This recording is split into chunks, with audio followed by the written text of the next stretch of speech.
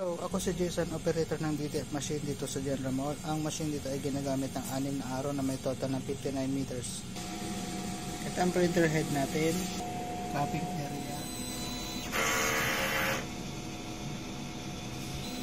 head clean,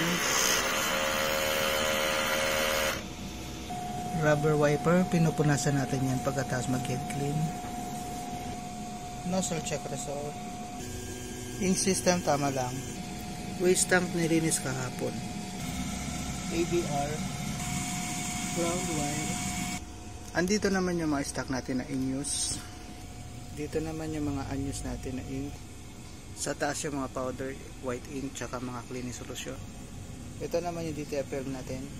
Nakagamit tayo ng 2 powder, isang white ink, film, workload monitoring.